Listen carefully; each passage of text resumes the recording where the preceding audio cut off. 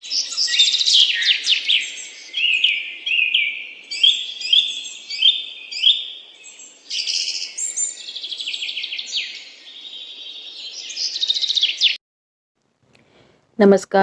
लोकबात में कहानियों के काफिले को आगे बढ़ाते हुए मैं डॉक्टर राधा भारद्वाज जाने माने सुप्रसिद्ध रचनाकार श्री नरेंद्र कोहली जी की कहानी एक और लाल तिकोन के साथ आपके समक्ष प्रस्तुत हूँ। कोहली जी के लेखन का विकास उनकी कहानियों के माध्यम से हुआ है और उनकी कहानियों की विषय वस्तु का चयन क्षेत्र समाज रहा है। क्योंकि साहित्य समाज का दर्पण होता है, अतः कोहली जी की कहानियाँ हमें हमसे पुनः परिचित कराती हुई सी प्रतीत होती हैं। तो आइए चलते हैं ऐसी ही एक कहानी की ओर जिसका शीर्षक है एक और लाल तिकोन। मैं कुछ लोगों के बहकावे में आ गया था और अपने पैरों पर कुल्हाड़ी मार बैठा था। अब मैं अंग्रेजी का विरोध नहीं करता। हमारे आराम और सुख सुविधा के लिए अंग्रेजी बहुत जरूरी है। देश की व्यवस्था को बनाए रखने के लिए भी अंग्रेजी को बनाए रखना आवश्यक है। एक खाते पीते किसान का लड़का अपने गांव के स्कूल में पढ़ता था। वह हर परीक्षा में अपनी कक्षा में प्रथम आता था, पर छठी में अंग्रेजी लगी और वह उसमें फेल हो गया। फेल होने की लज्जा से वह घर से भागकर दिल्ली आ गया और आज तक मेरे घर में बर्तन मांजने और झाड़ू देने के काम पर नियुक्त है। अंग्रेजी उच्च शिक्षा का माध्यम है और उच्च शिक्षा का केंद्र दिल्ली है। वह लड़का दिल्ली पहुंच गया तो उच्च शिक्षा भी प्राप्त कर ही लेगा। मैं अंग्रेजी को धन्यवाद देता हूँ कि उसने मेरी सुख सुविधा के लिए एक नौकर भेजा और वह लड़का अंग्रेजी का आभारी है कि उसके कारण वह हम जैसे बड़े लोगों के संपर्क में आया, नहीं तो गांव गंवई में पड़ा रहता और ज्यादा से ज्यादा पढ़ा लिखा किसान बन पाता। सच बात है, अंग्रेजी ना होती तो उसे इतनी ऊंची शिक्षा कौन देता। सारी पढ़ाई मातृभाषा में होती तो किसी को घरेलू कामकाज के लिए कोई नौकर भी ना मिलता। लोगों को खुद अपने जूठे बर्तन मांजने पड़ते, अपने घर में झाड़ू देनी पड़ती। वह तो कहो कि अंग्रेजी ने शरीफ लोगों की इज्जत ढांप रखी है। अंग्रेजी ने सरकार की भी इज्जत बचा रखी है। नहीं तो ये घरेलू कर्मचारी भी पढ़ लिख कर सरकार से नौकरी मांगने लगते। व्यर्थ ही उन पर सरकारी नौकरियां नष्ट करनी पड़ती। फिर अफसरों के बेटे क्या करते। एक दिन स्कूटर ड्राइवर मुझसे नाराज हो बैठा। कहने लगा कि वह गरीब है, अनपढ़ है, पर वह अपने बच्चे को पढ़ाना चाहता है। मैंने कहा, पढ़ाओ, पढ़ाने में क्या हर्ज है। वह और नाराज होकर बोला, वह अपने बच्चे को लेकर एक पब्लिक स्कूल में गया था, पर उन लोगों ने उसके बच्चे को स्कूल में इसलिए प्रवेश नहीं दिया क्योंकि बच्चे के बाप को अंग्रेजी नहीं आती थी। अंत में वह बहुत नाराज होकर बोला, आप ही बताएं, अंग्रेजी देश को शिक्षित करने का माध्यम है या देश को अनपढ़ बनाए रखने का साधन। मैंने उससे पूछा, पढ़ाई जरूरी है कि व्यवस्था।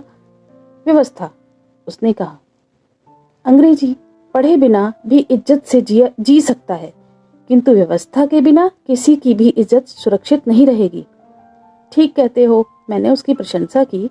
यदि हमने अंग्रेजी हटा दी और पढ़ाई मातृभाषाओं में होने लगी तो सब लोग पढ़ने लगेंगे, तुम्हारा बेटा भी पढ़ जाएगा। हाँ जी, वह खुश होकर बोला। तो फिर स्कूटर क्या मेरा बेटा चलाएगा? मैंने उसे डांटा। सब लोग पढ़ गए तो स्कूटर कौन चलाएगा? और स्कूटर कोई नहीं चलाएगा तो हम एक स्थान से दूसरे स्थान तक कैसे जाएंगे? और हम एक स्थान से दूसरे स्थान तक नहीं जाएंगे तो समाज की व्यवस्था कैसे चलेगी? इसलिए समाज की व्यवस्था के लिए अंग्रेजी का होना बहुत आवश्यक है। अंग्रेजी ही हमारे समाज की व्यवस्था को चला रही है। हाँ जी, हाँ जी, वह मान गया। फिर एक बात और है, मैंने उसे समझाया, अंग्रेजी रही तो मेरा बेटा हर परीक्षा में तुम्हारे बेटे से अधिक अंक प्राप्त करेगा, और अंग्रेजी हट गई तो तुम्हारा बेटा भी क्लास में फर्स्ट आ सकता है।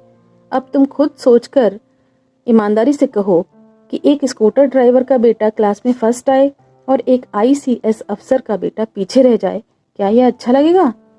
नहीं जी, नहीं जी, वह बोला, हम ऐसी गुस्ताखी कैसे कर सकते हैं? तो अंग्रेजी रहे ना? हाँ जी, हाँ जी, उसने अनुमति दे दी। सिर आंखों पर रहे। मेरे एक मित्र कॉलेज में लेक्चरर हैं।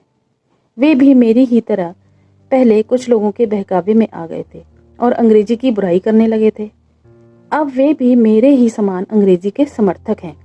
उन्होंने मुझे बताया कॉलेज में अनुशासन के लिए अंग्रेजी का होना बहुत आवश्यक है।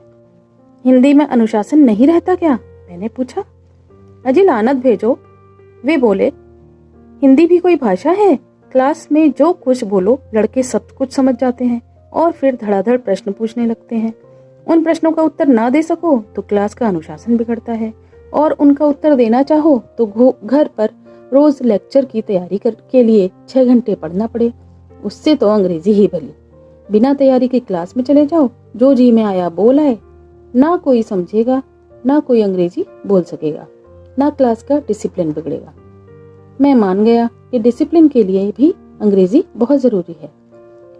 हायर सेकेंडरी परीक्षा का फल निकला तो यूनिवर्सिटी में काफी हलचल मच गई। पता चला कि कॉलेजों में जितनी सीटें हैं, प्रवेश के प्रत्याशी उससे अधिक हैं। उपकुलपति बड़े परेशान थे। मिले तो उसी परेशानी का दुखड़ा ले बैठे। आखिर इतने लोग कहाँ से आ गए? मैंने सहानुभूति जताने के लिए पूछा। क्या जनसंख्या बहुत बढ़ गई है? जनसंख्या कितनी भी बढ़ती कुछ नहीं होता। वे बोले, यह तो हायर सेकेंडरी वालों ने अंग्रेजी का लाल तिकोन हटाकर अच्छा नहीं किया। मैं कहता हूँ हर परीक्षा में अंग्रेजी के 6 पर्चे रखो और हर विषय के अध्ययन का माध्यम भी अंग्रेजी हो। एक ही वर्ष में यूनिवर्सिटी में परिवार नियोजन ना हो गया तो मुझे कहना।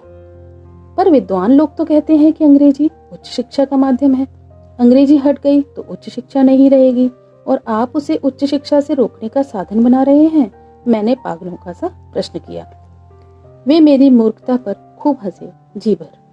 बोले, मैं भी अंग्रेजी को उच्च शिक्षा का माध्यम मानता हूँ।